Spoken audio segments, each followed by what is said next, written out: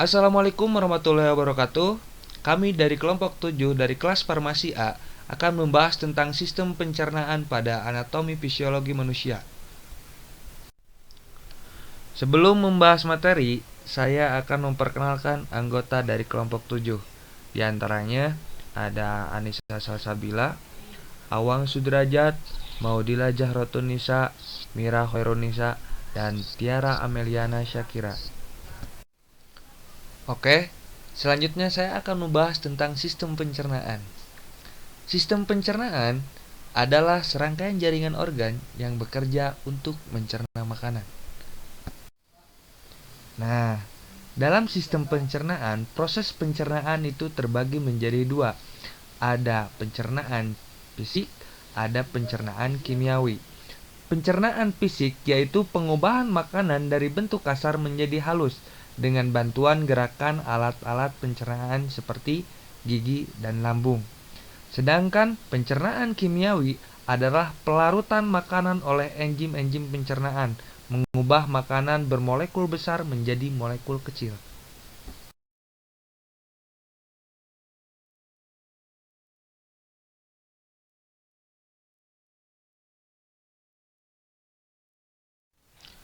Selanjutnya yaitu urutan proses pencernaan, yaitu melalui mulut, terus ke esofagus, terus ke lambung, terus ke usus halus, terus ke usus besar, terus yang terakhir yaitu ke kolon, yaitu bagian terpanjang dari usus besar. Nah, dalam sistem pencernaan manusia terdiri dari alat-alat pencernaannya, yaitu terdiri dari rongga mulut, kelenjar ludah, esofagus, hati, kantung empedu, lambung, pankreas, usus halus, usus besar, apendik, dan anus. Nah, di sini ada video yang dimana ini adalah gambaran secara garis besar proses pencernaan. Nah, sistem pencernaan dimulai dari dalam mulut. Nah, gigi akan memecah makanan menjadi partikel yang lebih kecil.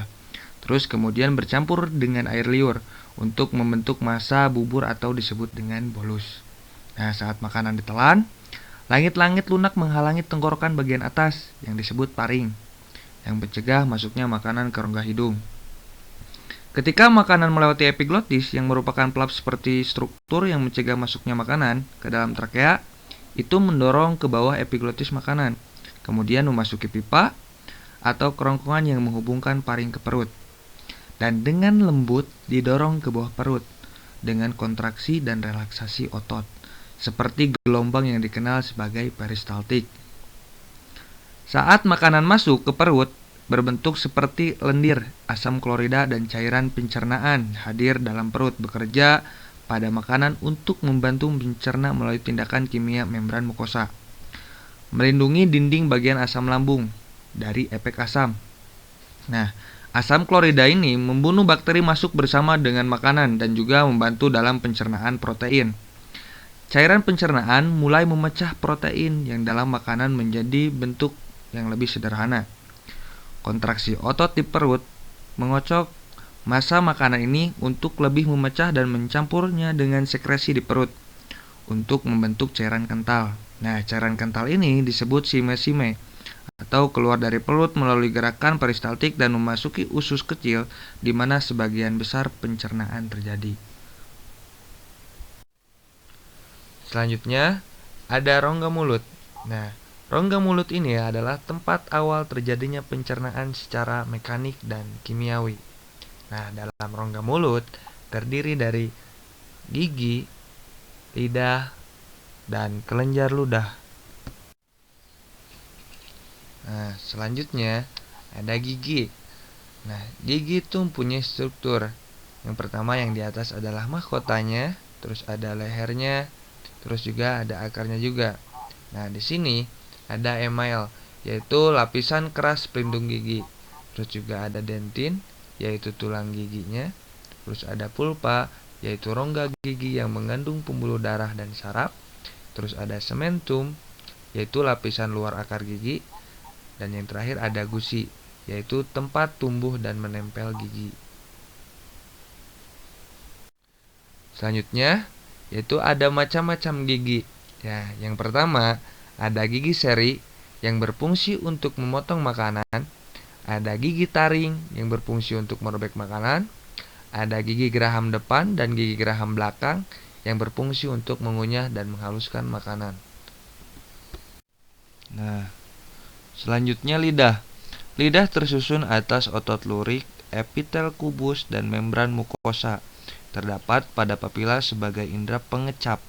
Nah, fungsi lidah yaitu sebagai indera perasa, mencampur dan mengaduk makanan dengan ludah, mendorong makanan masuk ke esofagus. Nah, selanjutnya ada kelenjar ludah. Ludah dihasilkan oleh kelenjar ludah yang berjumlah 3 pasang. Nah, yang terdiri dari grandula parotis terletak dekat telinga, kedua grandula sublingualis terletak di bawah lidah, yang ketiga grandula submandibularis terletak di rahang bawah. Nah, fungsi lidah yaitu untuk mencerna makanan secara kimiawi, membasahi makanan, mencegah mulut dari kekeringan, membunuh mikroorganisme.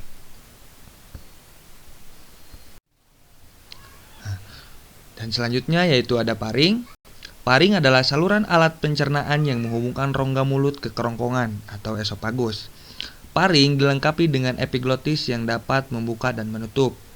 Nah, dalam keadaan biasa, epiglotis akan selalu terbuka. Ketika ada makanan masuk, epiglotis menutup paring sehingga makanan masuk ke esofagus. Nah, esofagus melakukan gerak peristaltik yaitu gerak kontraksi dan relaksi otot polos yang mendorong makanan menuju lambung.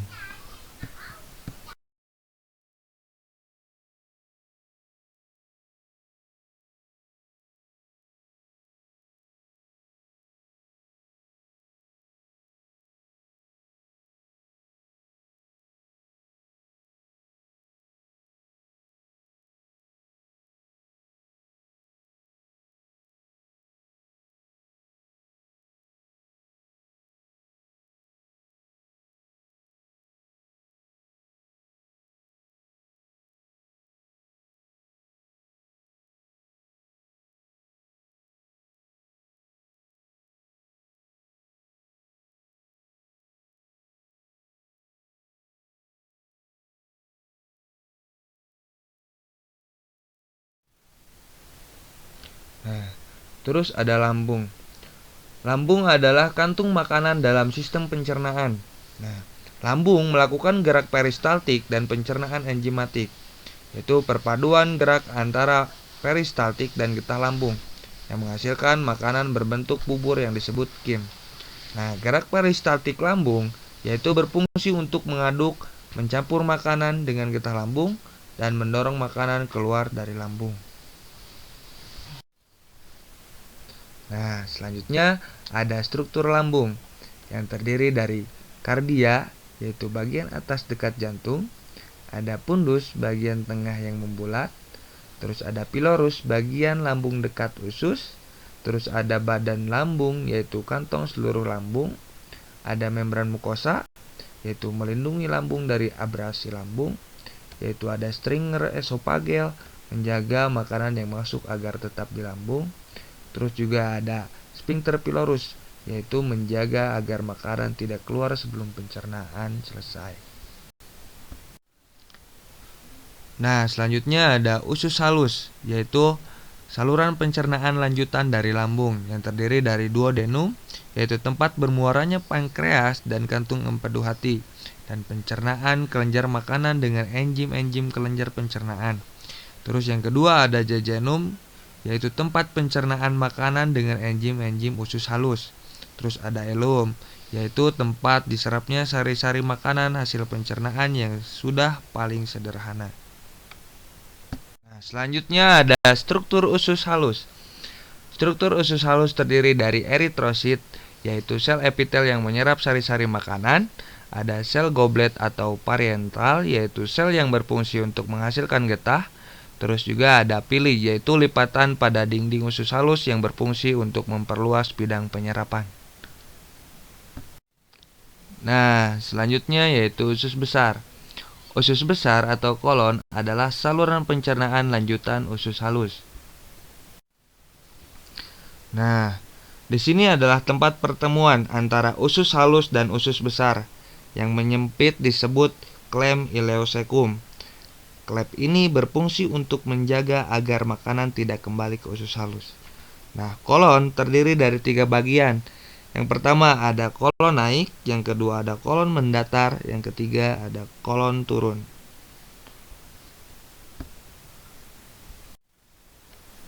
Nah, di sini ada sekum. Sekum atau bisa disebut juga usus buntu. Itu adalah kantung yang terletak di muara ileum pada usus besar. Usus buntu memiliki apendik atau umbai cacing. Nah, fungsi usus buntu yaitu yang pertama, fermentasi zat sisa makanan. Yang kedua, menghasilkan imunoglobin secara minor atau zat kekebalan tubuh. Nah, di sini ada fungsi usus besar, yaitu yang pertama, menyerap kelebihan air, garam-garaman, dan zat berguna yang tersisa pada zat sisa pencernaan. Yang kedua, membusuk makanan dengan simbiosis dengan bakteri Escherichia coli. Terus juga yang ketiga, membentuk massa feses atau kotoran.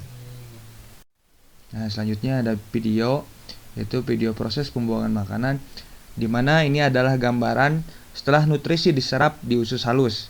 Nah, sisa-sisa makanan mengalami pembusukan di dalam usus besar. Selain pembusukan, di dalam usus besar juga air diserap sehingga sisa makanan siap diubah menjadi feses atau bisa disebut juga kotoran. Feses akan disimpan di dalam rektum. Nah, kemudian feses akan didorong menuju ke saluran anus. Otot sphincter pada anus akan membuka lubang anus untuk mengeluarkan feses. Selama proses pengeluaran feses, otot dada, diafragma, otot dinding abdomen, dan diafragma pelvis menekan saluran cerna. Proses pengeluaran feses atau buang air besar ini disebut defekasi, yaitu proses pembuangan pengeluaran sisa metabolisme berupa feses dan fletus yang berasal dari saluran pencernaan melalui anus. Terus selanjutnya, gangguan pada sistem pencernaan. Nah, ini biasanya masalah yang terjadi pada saluran atau organ yang terlibat dalam pencernaan. Kondisi ini bisa disebabkan oleh berbagai faktor, mulai dari infeksi hingga naiknya asam lambung. Gejala gangguan sistem pencernaan pun bervariasi mulai dari yang ringan hingga yang berat. Nah, gangguan pada sistem pencernaan salah satunya ada peradangan. Peradangan itu terbagi menjadi beberapa. Nah, ada stomatitis. Stomatitis adalah radang jaringan halus pada rongga mulut. Terus ada protitis atau gondongan, yaitu radang kelenjar protis karena mumps virus. Terus di sini juga ada dispepsia, yaitu keluhan yang muncul akibat rasa tidak enak atau nyeri pada bagian ulu hati, biasanya perut bagian atas. Dispepsia ini terbagi menjadi dua. Yang pertama dispepsia organik yang disebabkan karena infeksi alat pencernaan. Terus ada dispepsia fungsional, yaitu fungsi yang disebabkan oleh gangguan fungsi fisiologis organ seperti sekresi hidroklorida lambung berlebih. Terus juga ada peritonitis, radang pada rongga perut karena infeksi. Terus ada juga gratitis, radang pada selaput lendir dinding lambung dan usus. Terus ada juga gastroenteritis, gastritis yang sudah akus. Terus ada sirosis hati, radang hati karena sel-sel hati berganti menjadi jaringan serabut. Terus juga ada pankreasitis, radang pankreas karena terhambatnya saluran pankreas oleh batu empedu. Terus juga yang terakhir ada appendicitis, itu radang pada appendix atau usus buntu. Nah, selanjutnya di sini ada gangguan saluran pencernaan selain dari peradangan, yaitu yang pertama ada malabsorpsi. Itu keadaan di mana kemampuan alat pencernaan dalam menyerap sari-sari makanan rendah. Terus ada xerostomia, kondisi terlalu sedikit produksi ludah. Terus ada juga disfagia oral, yaitu kesulitan dalam menelan sehingga makanan langsung dimuntahkan setelah ditelan. Terus juga ada disfagia esophageal, yaitu kesulitan dalam menelan sehingga makanan dimuntahkan setelah 15-20 menit berada di dalam saluran pencernaan. Terus juga ada flatus atau sendawa, masuknya gas-gas dalam saluran pencernaan yang berasal dari udara yang tertelan. Nah, udara dari bakteri, dan udara dari sistem respirasi. Terus juga ada heartburn, mengalir kembalinya cairan getah lambung yang asam ke esofagus. Terus juga ada tukak lambung yang biasa disebut MAH, yaitu sekresi asam klorida pada lambung yang berlebih karena faktor psikis, toksin, atau kuman streptococcus sehingga menyebabkan kerusakan selaput lendir lambung. Terus juga ada kolik. Nah, kolik ini biasa mempunyai rasa nyeri pada perut karena mengkonsumsi makanan yang merangsang kegiatan organ pencernaan. Nah, misalnya cabai. Terus juga ada konstipasi atau sembelit. Keadaan sulit buang air besar karena feses terlalu keras. Penyebabnya adalah kurang minum air, kurang minum makanan berserat, dan sering menunda buang air besar. Terus juga ada diare, di mana diare ini adalah keadaan di mana feses terlalu encer karena infeksi kolon oleh bakteri Vibrio cholera atau Bacillus, sehingga dinding usus yang terinfeksi mensekresikan cairan elektrolit berlebih dan menyebabkan kehilangan cairan tubuh. Terus juga yang terakhir ada disentri, yaitu diare akut yang disertai darah atau nanah karena bakteri. Bakterinya yaitu Shigella dysentery atau Protozoa entamoeba histolytica. Oke, itu saja yang dapat kelompok kami sampaikan tentang sistem pencernaan. Sekian dan terima kasih. Wassalamualaikum warahmatullahi wabarakatuh.